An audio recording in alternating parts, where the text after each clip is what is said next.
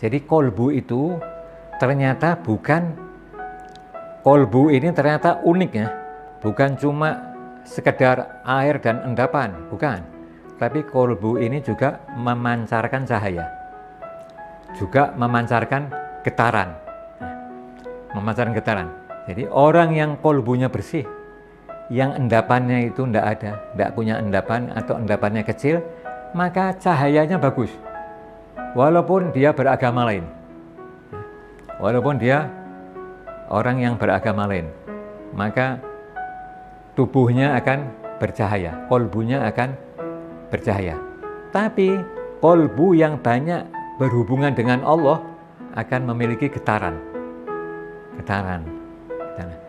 Jadi ya, kolbu itu bisa jadi, airnya itu bisa jadi air yang jernih, tenang, bagaikan samudera, cahayanya indah, getarannya juga positif. Inilah sebabnya orang sering datang kepada kiai, belum sempat bicara, belum sempat mengutarakan problemnya, dia sudah merasakan ketenangan yang luar biasa. Ditanya ada perlu apa?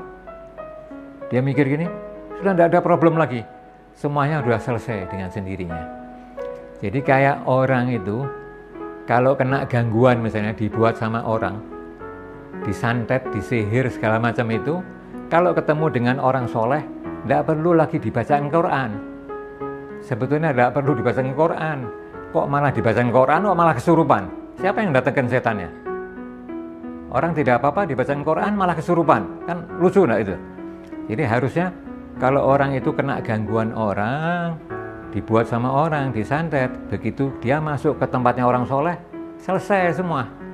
Selesai semua urusannya. Urusannya yang ruwet-ruwet itu semua diudari semua. Selesai. Nah itulah. Kalau hatinya bagus, sinarnya akan bagus. Kalau semakin dekat dia kepada yang maha kuasa, semakin getarannya itu semakin bagus.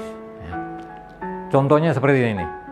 Contohnya seperti ini. Ini contoh kedekatan ya. Hubungannya sama kolbu juga. Ini bagian yang paling akhir. Jadi misalnya kita adalah orang yang miskin, ya kan? Makhluk itu kan miskin, mudah berbuat kesalahan, penuh dosa. Ini mendekati yang miskin, mendekati yang maha kaya. Apa akibatnya? Pengaruhnya apa? Sebelum ke situ ini ya.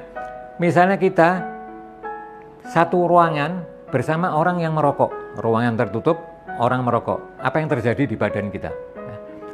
Itu karena kedekatan. Kalau kita duduk bersama orang yang membakar dupa, wewangian, apa yang terjadi di tubuh kita, di pakaian kita? Sekarang kita dengan Allah, kita ini yang punya sifat lemah, kita berdekatan dengan yang maha kuasa. Kita ini yang miskin, mendekatkan diri kepada yang maha kaya.